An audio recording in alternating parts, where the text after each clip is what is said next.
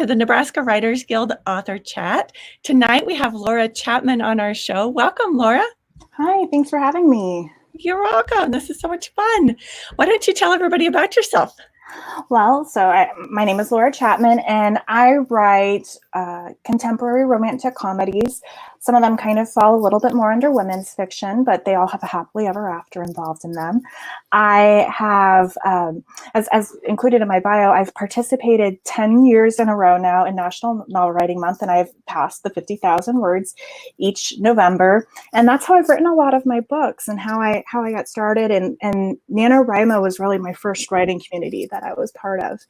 And so that's something that's always been very important to me. And now, you know, after the first few years, you learn a lot of hacks and all of that. But so that's another part of it. I was the municipal liaison here in Lincoln for 3 years of that. I am also a museum professional by day, so that's a big part of my life as well. And I also have a pen name that I've been writing under for the last 6 months. I'm not going to reveal the name of that, but so I'm basically always writing as well too. So that's awesome. So tell us what kind of stuff you write. Right. So as Laura Chapman, most of what I write, again, contemporary romantic comedies, or at least I always hope that they're comedic, but there is always that happily ever after. With these stories, I feel like all of the characters are people who would be very relatable. They're people who could be your friends, somebody you would see in just your everyday life, but they are in extraordinary circumstances and situations as we tell the stories. And so those ones are a little more of that. For my pen name, I write kind of more action adventure-y type. It's a little less of what you would maybe experience in your everyday life, and so that's been a lot of fun to do as well too. And those do fall under contemporary romance as well. Oh, wonderful. So what's your writing process like? My writing process, so I actually have a few different things. Again, over the years, it has changed so much. I have always been an outliner and a bit of a plotter. So when I say outline, though, I don't have every single aspect figured out. I know my beginning, I know my ending, I know most of the points in the middle. But so a few of the things that I've started to use, and I have a few props to show it, and this is where I started learning a lot of this in NaNoWriMo. I've tried a million different things, but what has always worked best to me is I outline on index cards.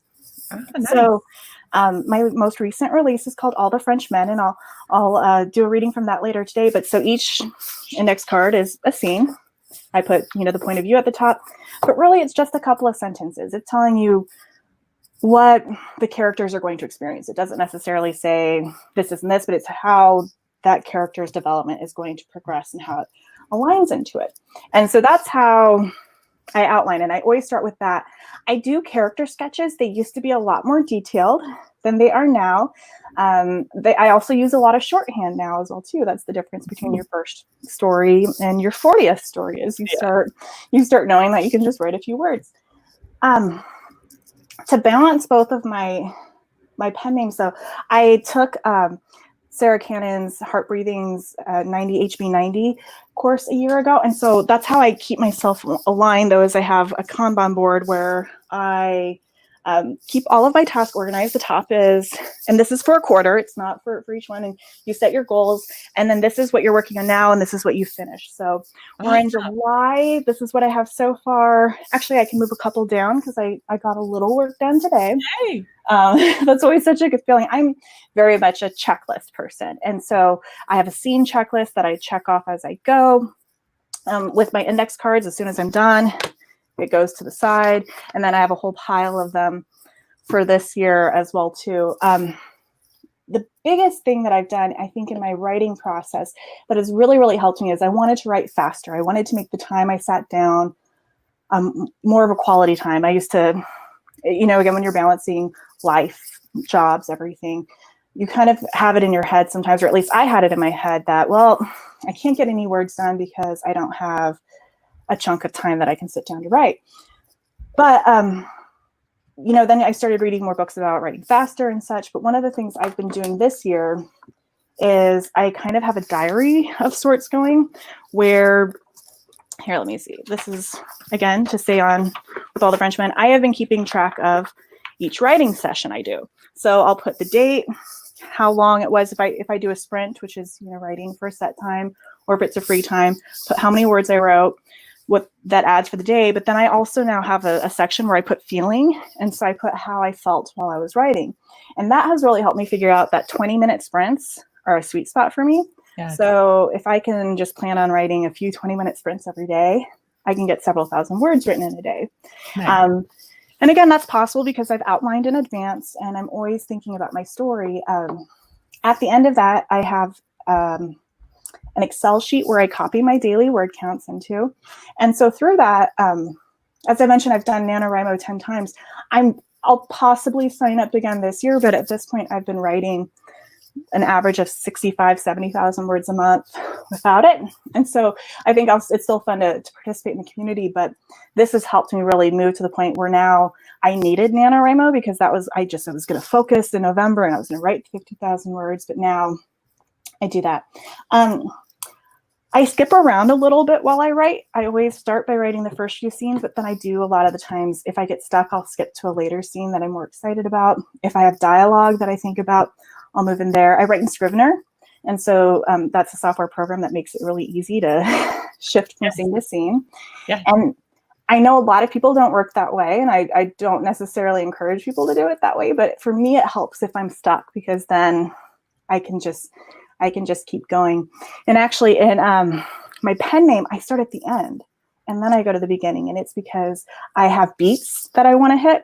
And so I want to make sure I hit those final beats because those are the ones that really, for the market that it's in, that I really have to hit. And so once I have those, everything else is easy. So that's kind of how that goes. And then through all of this, I've really made it so that I write a first draft and then I edit it. I don't have to do a lot of rewriting anymore. I've learned now that I cut out scenes before I even write them as I'm going, because that's it too. So which is kind of too bad because it's fun to have that bonus content to share with people. But I've gotten really good at self-editing content while I'm going and knowing, well, that scene doesn't add anything. Yeah. This is a scene that would do better. So long answer. That's kind of shows a little bit of how I do my stuff. I wouldn't even say I'm necessarily a type A person. I'm more of a type A minus, but so having this organization does help me a lot. And doing the tracking of the words has been the single most important thing I've done. I was doing daily word counts for a few years, but now actually knowing how much I'm writing and how much time, it makes it possible for me to go, okay, I can get the story done in this amount of time. And it also tells me that if something comes up unexpectedly, I know whether or not I need to adjust deadlines and how I'll be able to do that. So it's something I never considered before, but it really has helped me learn a lot more about how I function as a writer. That's nice. Yeah, I learned about tracking through Rachel Aaron's book, 2,000 to 10,000 words a day. That was a really eye-opening book for me. And so, yeah, I track my words too. I read that after I started doing the sprints, but it helped me so much because that really has changed. That helped me be a lot faster. So that's a book I would recommend as well too. Awesome. So where do you get all the ideas and information for your books? There are a couple of different ways. For Laura Chapman, I really do just get them from living and life experience. All the Frenchmen, which just came out, I had the idea for it when I was in France for a work trip. And my day job is at a museum where most of our clientele are women, not all, but most of them, and most of my coworkers are women. And I use that as a preface because then we get to France and hey, it's bad to stereotype at all, but all of the men that I saw there just were so well dressed and so handsome. It's different. It's just different. Not to say that men aren't handsome here, but I would find myself like getting, really grossly like distracted as I was sitting at meals and stuff because I was like, oh my gosh, that is the most beautiful man. No, that's the most beautiful man. And I had the thought while I was there of like, what would it be like to just date all of the French men? And so then the story came about. It usually is. It is. It's a lot of times from getting out and having experience. Mm-hmm. Another thing I've been doing more of, in particular with my pen name, is I look at tropes in the genre, and it's kind of, it's almost like you pick like 3 or 4 or 5, you pick a couple character ones and you pick that and you just kind of shuffle them all together and see how they're going to work. And I do a lot of reading and writing or reading in the genres, but also just from watching TV or movies. Sometimes I'll get inspiration. That doesn't mean you're stealing it, but you'll watch it. Like, for example, I was watching Romancing the Stone back in May and just had ideas for all of this kind of tropical setting of what kind of shenanigans you could get into if you were traipsing through a jungle, and that kind of helped with that brainstorming. But it kind of, again, it depends on the market and such too. But those are a couple of ways. Fantastic. All right, we have a couple of questions. Charles is wondering, would you say you are now treating your writing more like a business? Good question. Yes, absolutely. And in that grain, that's why right now, actually, my pen name is more profitable. And so I devote more hours of my week to this pen name than I do. Not to say that I don't, continue writing as Laura Chapman. Those are stories that are on my heart. And I think it's important to write those. And again, not that these other ones aren't ones I enjoy, but it makes it easier when you're sitting down at your schedule and you have this much time. I also, in the past, I would try anything like, let's try this marketing tool. Let's try this marketing tool. And now I'm much more strategic about it. Yeah. And that's why too, a lot of times people say, I don't have time for marketing. And it's, well, no one has as much time in a day as we want to. And that's, again, not to diminish anyone, but you learn through the experience and through expense in the past of where to place more time or money for it. And that's absolutely a business decision. And for me, it's just, that's part of what my goals are in terms of how it's going. Is if you, again, I think it's important, and I do still write a lot, the stories that I just have the fun and inspiration, but I absolutely am a lot more strategic about my time, about what I'm working on. Studying the market, that's something that I didn't even know was a thing. The first few books I wrote, I just assumed, there's a market for it. But that's been a big change. Cool. All right. Lee is wondering, do you have a favorite book you wrote? This is always a great question, but a difficult one. Yeah. I always love the book I haven't written yet, the one that's next. That's always my favorite one, because that's the one I'm super excited about. I usually hate the one that I just finished because you're still a little raw from, remember how hard it was to write that bit. And remember how, this last one, I was finishing up and my air conditioning went out and it was 95 degrees. And so all I think about when I write that is I was so hot finishing it. But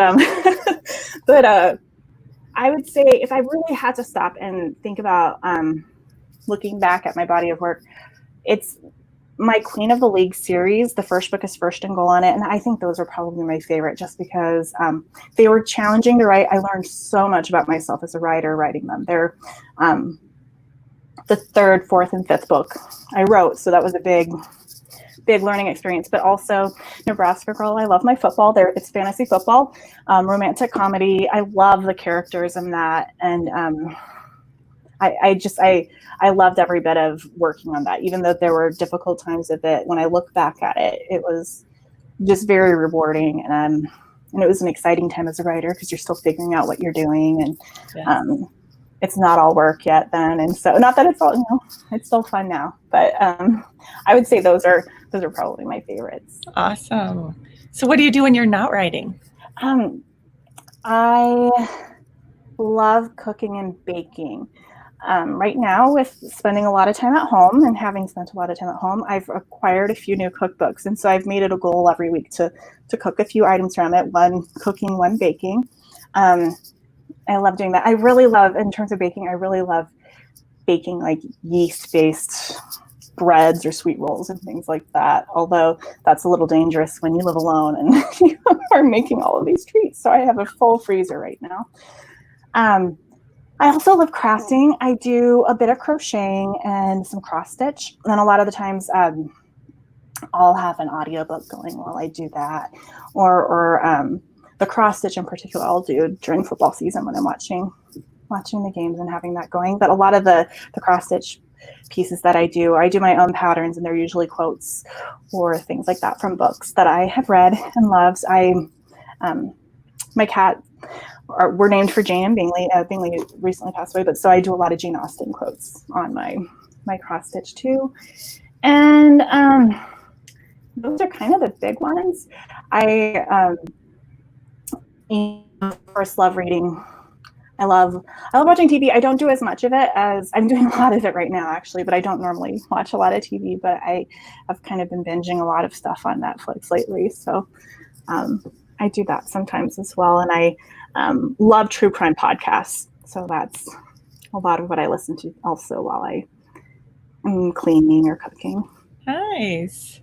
What does your family think of your writing? So I think everyone in my family is very supportive. So when I'm talking about my family, I talk about my parents. I am one of 4 siblings. I have in-laws and such as well too. And everybody is very, very supportive. I always know that the first book I sell is usually my mom pre-ordering it. So that's always something that's really great.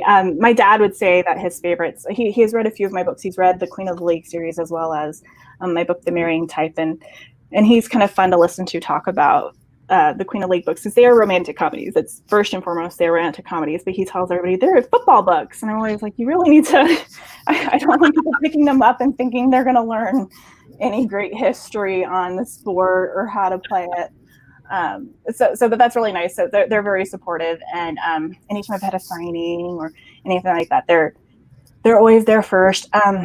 I also do a lot of talking at my mom and my sister when I'm trying to work out plot ideas, and just sometimes talking to somebody about it will help you work it out. And so I'm very appreciative of that. They're always like, I don't know if I'm helping. And it's like, no, it really does help to just call you and say, do you think somebody would do this? Is that something you would buy? Yeah. Even before the answer, you're like, no, I just said it out loud. So just needed to hear it. Yeah, exactly. So they're very, very supportive, and always have been. And I come from a family of readers and such too. So I think everybody thinks it's pretty cool. That's awesome. So do you have any suggestions for a new writer? This is something that we talked about actually before we went live. It depends on what your goals are, but if you're somebody who's wanting to write and perhaps make money in a market, it's good to study different markets and to understand that, because readers do have expectations of it. If you're writing in certain categories, it's still important. Like, it's always good to be a great reader and such, because then you understand that and you learn so much from the act of reading and from actually writing. But so I would just say read everything, and I think it's really great to read out of your genre too, because you can get so many good ideas from that. I've been doing a lot of nonfiction reading the last couple of years, and that's something that really helps get ideas, even though it's nothing remotely related to what I'm writing. But I didn't know the concept of what it meant to have like a market. And so when people would say, like, who are your comp authors? Or what are some comp books? I would say, oh, I don't know. And a lot of times you do kind of have this mindset of no one else has done anything like that. But usually you can find some stuff. But I think that that's a really good thing too, is to be aware of the market, just in terms of making yourself marketable. And then also, again, it's good to know what people are into right now. If you're writing fast and you're writing to a market, it's good to know what those readers are wanting, and to listen and to pay attention to what they're doing. Good point. Leah's wondering, do you belong to any writing groups? I do. In addition to, I am a member of the Writers Guild, the Nebraska Writers Guild. I am also a member of Romance Authors of the Heartland, and up until or in the past few years, have been a part of the local National Novel Writing Month organizations. And last year I took a year off because it was it was not my first year not being municipal liaison, but it was the first year I was super busy during it, and so it was easier for me to kind of be a little less involved. But so I have been pretty active in that group, and then I'm in several online writing organizations and groups of varying sizes. Some are Facebook groups of 5 people, and some are Facebook groups of thousands of people, and all of them are beneficial in their own way. Perfect. Good answer. So if you could tell your younger writing self something, what would that be? I think I would tell myself to be patient, and patience is not something I'm good at in general, but I think it's something I would say.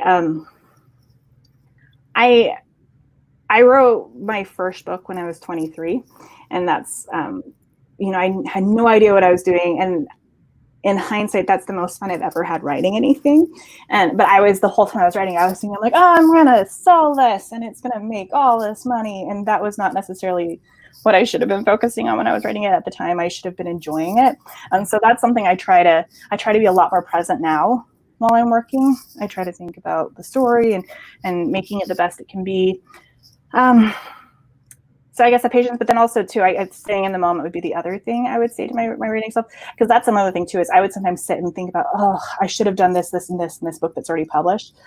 Well, right now I'm independently published. I've previously worked with some small presses, but right now I'm self-published, and I could go back and change those things. But at this point, I try to focus on what I'm working on now rather than, because the thing is with all of, I think most writers would agree, there's always something that you would go back and edit and go back and change. And if you're wanting to keep publishing, you can't constantly be thinking about the past. But then also too, like I'm contradicting myself saying I'm always loving the next book, the one I haven't started writing yet. I do always like to have that thinking about, but I'm working really hard on trying to stay more present as a writer and just in general. So I would try to get myself in that habit. Yes. Years ago, instead of working on it now. Yes. Good advice. Do you listen to music when you write? I do. For long books, I'll make a playlist, and sometimes, I'll sometimes make those available to readers through Spotify later. I edit it a lot after that because a lot of times I listen to things that are just inspiring. I've always listened to music, and it's always been all over the place. We'll listen to pop music, but I also listen to a lot of classical music. I'll listen to rock. It's just all over the place. Indie pop a lot too. But so something that I've done for the last few years, and it's something I know a lot of people do it, but the first time I heard about it was Michael Schur, who was head writer, I believe, but one of the creators of Parks and Rec, and also now Brooklyn Nine-Nine. He had mentioned that if he was writing a scene, he would pick a song and just play it on repeat. And I know a lot of people listen to classical music because the words don't bother you as much, but I notice the same thing if you listen to the same song over and over. But so I'll a lot of times pick a song that just kind of fits the mood of that scene or that story. It might not even make it onto the final playlist that I'll have for it. I was trying to look and see. So I have a ton of, that's why I then on my Spotify console, I have just a bunch of orphan playlists where it's just one song on the playlist, and it's just like over and over. And those songs, it's usually a song that while watching a TV show, I'll hear a song, and it's usually one I've never heard before, and I'll just really like it. And so then I look it up, and that'll kind of be the song that I'm most obsessed with in that moment. And the other thing I like about doing that is if you are working on a longer project in particular, and if you're having to take time away from it, and because life is busy, I think having that music can help pull you back into the mood and the mindset of that. There are still songs that I'll hear today, and I think of the book I was working on when I was listening to that song a million times on repeat. I do that too. Yeah. I love that. Awesome. So how do you name your characters? This is also something that's changed a bit over time. When I started, I'd go through baby name books, and I still kind of do that, but I would, then compare them to the Social Security Administration and see if that was a name at the time. But now, and then also sometimes I'll kind of try to do stuff that I think might be a fun play. Like in All the Frenchmen, I named the hero Reese and the heroine Logan. And that's something that, became a plot device later, is that they have these names that people confuse. Sometimes it could be a boy's name, it could be a girl's name, and they're both kind of unisex names. So that was something that was intentional for that particular story. Something I've been doing lately, though, is if I'm writing a book in a certain genre, like, for example, let's say I'm writing cowboys or mountain men, people have put together lists of good names. If you're somebody who's naming your baby and you're a fan of this, they have this whole list of names. And so I'll take a look at that, and then the ones that speak to me, I pick out. But the other thing that I have started doing too is if I'm writing a romance, and I don't know why I started doing this, but I've been doing it for the last several stories, is I'll look up what people also named other names that they picked for that. So if it's going in a series, I might have 4 heroes with names that are on the same list. But then I also look up the heroines and do that. And it's not, to make it, incestuous or anything, but it's, they sound so complimentary. People have already, the internet has now made it so possible to see what people are into and what names go together and all of that. And so that's kind of what I've been doing lately. I also, I have in my iPhone, I just have a notes page where if I hear a name while I'm watching TV or out and about in the world, I'll just write it down, and who knows if I'll use it again. But I was just designing some book covers today where I needed to have heroes' names on them, and I pulled from that list because that's what fit for that particular series. Cool. Very nice. Well, would you like to read an excerpt for us? I know you have one prepared. I'm going to mute during it because we have people doing our roof right now. And so if you hear random noises coming from my side, that's why. So I'm going to mute, but I'll let you do a reading for us.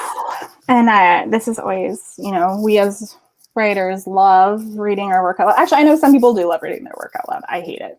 I always read it and I'm like, is that the word we really wanted to use, even though you've read it a million times before? But this is an excerpt from All the Frenchmen, which was released in June, actually a month ago today. I'm looking at the date now.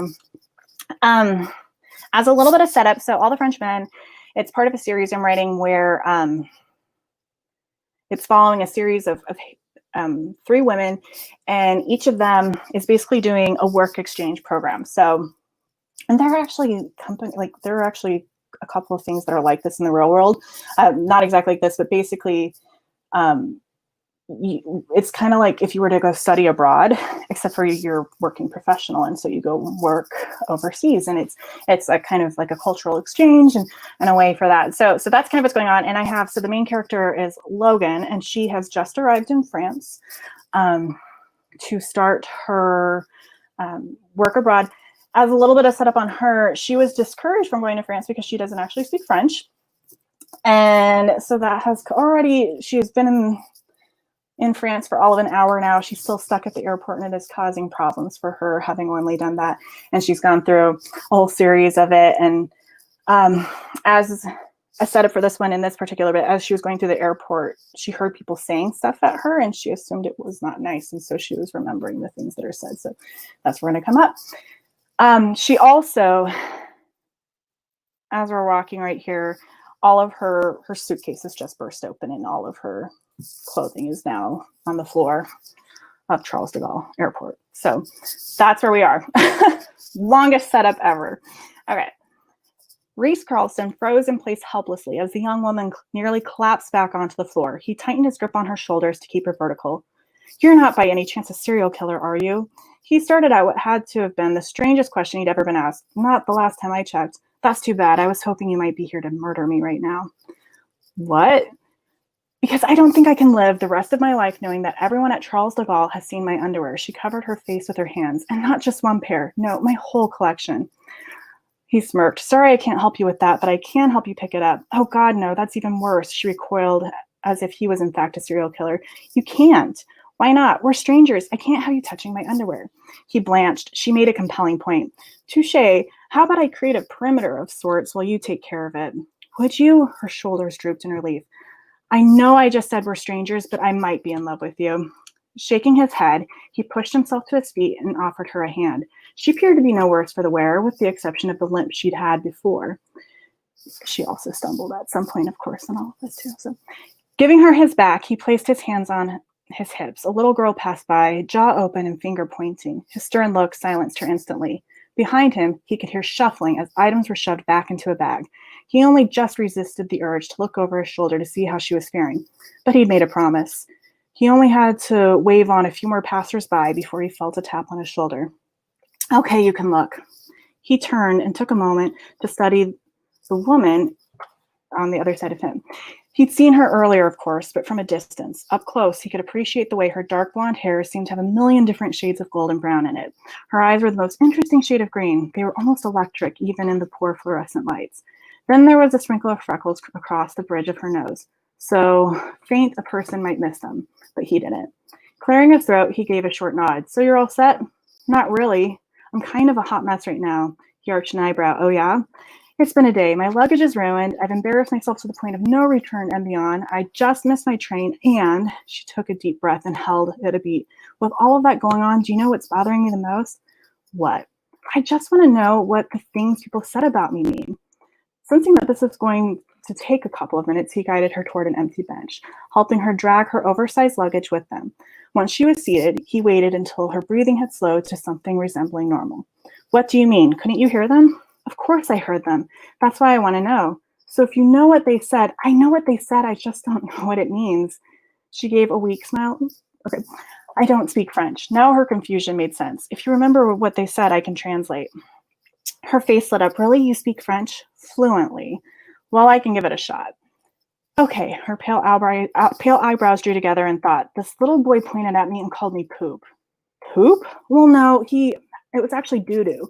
So I know what that means. But is there something people say here? Is that something people say here in France? Reese choked back a laugh. He didn't call you poop or doo-doo. If you heard doo-doo, it was probably saying, and then it spelled a different way, doo-doo. Isn't that what I said? I repeated all the things people called me over and over so I wouldn't forget. He bet that was a sight was to see. The travel was stressful. People probably had seen worse. In French, doo-doo is what kids call their blanket. A blanket? Is it because it's something on me? She looked down at her pants and shoes, nearly toppling off the bench in the process. I don't have toilet paper hanging off me, do I? He shrugged. You look fine to me. Then why would a kid call me a blanket? It's a compliment. I'm not following. Did you have a blanket or a stuffed animal that you loved more than anything in the world when you were young? Of course. A child's doo-doo is their most prized possession, so it's a compliment to be called that. She continued to eye him dubiously. You're not just pulling my leg. He made an X over his heart. I promise it's a term of endearment. And I think is that good? Sure. That's good. Awesome. So where can people buy your books? Right now, they are, I'm on Amazon and Kindle Unlimited. Great. Under Laura Chapman. Under Laura Chapman, that's right. Awesome. So are there other authors under that name? Have you searched your name on there? And do you know, is it easy to find you? It's easy to find me. There is one other Laura Chapman. She writes art education books. So I'm not that Laura Chapman. Awesome. Great. So you just search Laura Chapman on Amazon to find your stuff. Any last comments you want to make? Just thank you everybody for watching tonight. Thank you for having me on, and thank you to the Nebraska Writers Guild for everything you do for writers in our state and in our communities around us. Well, thank you so much for coming on. Next week, actually, we are going to have a show on Saturday because I couldn't do the show last Thursday because I was traveling. And so we will have Margaret Kingray on. Margaret is the author of Alaska Stories, a memoir, and she's working on a book about her 40 years as an occupational therapist. So that will be this Saturday at 11 a.m. Central Time. And then next Thursday, we'll have another one as well. So join us for this Saturday at 11 and click subscribe if you're watching us on YouTube so you can be notified of all the author chats that we have coming up. Thank you for watching, and we'll see you next time.